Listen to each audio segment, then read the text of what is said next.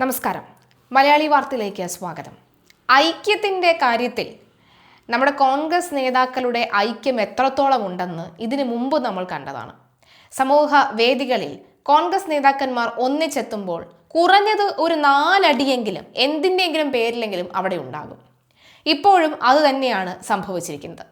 ഐക്യത്തിന്റെ കൈകോർക്കലുമെന്ന് കരുതി കൊച്ചിയിലെ കോൺഗ്രസ് മഹാപഞ്ചായത്ത് വേദി സാക്ഷ്യം വഹിച്ചത് കേരളത്തിലെ 4 കരുത്തരായ നേതാക്കൾക്കെതിരെ നടന്ന ആസൂത്രിതമായ അനീതികൾക്കെതിരെയാണ്. പ്രതിപക്ഷ നേതാവ് വി ഡി സതീശൻ, KPCC മുൻ പ്രസിഡന്റ് കെ സുധാകരൻ, KPCC മുൻ പ്രസിഡന്റ് മുൻ പ്രതിപക്ഷ നേതാവുമായ രമേശ് ചെന്നിത്തല, ശശി തരൂർ എന്നിവരെ ഒരേപോലെ തന്നെ നിഷ്പ്രഭരാക്കി KC വേണുഗോപാലിനെ കേരളത്തിന്റെ അമരക്കാരനായി വാഴിക്കാനുള്ള ഹൈക്കമാൻഡ് നീക്കമാണ് കൊച്ചിയിൽ അരങ്ങേറിയത്. ഇതിൽ മുതിർന്ന നേതാക്കളും പ്രവർത്തകരും ഒരുപോലെ ധാർമ്മിക രോക്ഷത്തിലുമാണ്.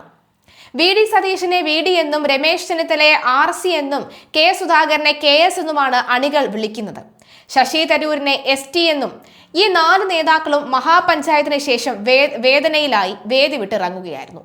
ഇതിൽ തരൂർ കടുത്ത നിലപാടെടുക്കാനും സാധ്യതയുണ്ട്. എല്ലാവരും ഒരുമിക്കേണ്ട സമയത്ത് രാഹുൽ ഗാന്ധിയുടെ നടപടികൾ പക്വതയില്ലായ്മയായിരുന്നുവെന്ന് തരൂർ ക്യാമ്പ് വിലയിരുത്തുന്നുണ്ട്.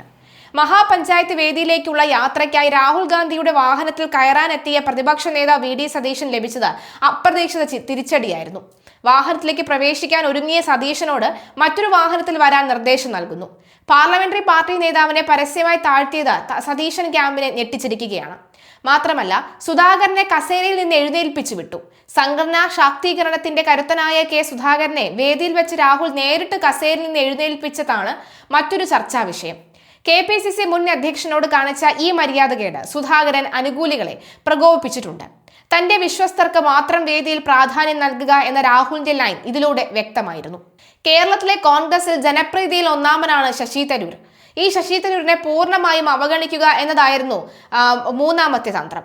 രാഹുൽ എത്തുന്നതിന് മുൻപേ തരൂരിനെ കൊണ്ട് പ്രസംഗിപ്പിച്ചു തീർത്തു. തന്റെ സാന്നിധ്യത്തിൽ തരൂർ പ്രസംഗിക്കേണ്ടതില്ല എന്ന രാഹുലിന്റെ താല്പര്യം ഇതിൽ പിന്നിലുണ്ടായിരുന്നു. സ്വന്തം പ്രസംഗത്തിൽ മിക്കവാറും എല്ലാ നേതാക്കളുടെയും പേരെടുത്തു പറഞ്ഞ രാഹുൽ തരൂരിന്റെ പേര് മിണ്ടിയതുപോലുമില്ല.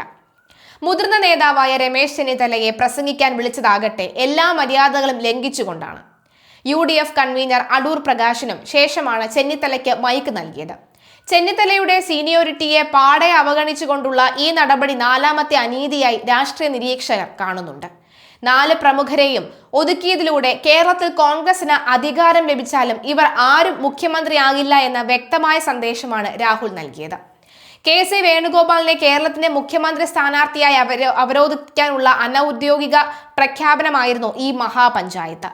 ഹൈക്കമാൻഡിന്റെ ഈ ഏകപക്ഷീയമായ നീക്കത്തിൽ മുതിർന്ന നേതാക്കളും വിവിധ ഗ്രൂപ്പുകളും കടുത്ത അതൃപ്തിയിലുമാണ്. വരും ദിവസങ്ങളിൽ KPCCയിൽ ഇതിന്റെ പ്രതിഫലനങ്ങൾ പ്രകടവുമാകും. എന്തായാലും KPCCയിൽ കൂട്ടയടി തുടങ്ങിയെന്ന കാര്യത്തിൽ സംശയമില്ല. എപ്പോഴൊക്കെയാണോ ഇവർ കൂട്ടയടി തുടങ്ങുന്നത് അപ്പോഴെല്ലാം ഇവർ പതനം കണ്ടിട്ടേയുള്ളൂ. അതുകൊണ്ട് ഈ അവസരമെങ്കിലും നിങ്ങൾ മാറ്റിവെക്കൂ എന്നുള്ളത് മാത്രമേ ഇവിടുത്തെ ജനങ്ങൾക്ക് പറയാനുള്ളൂ.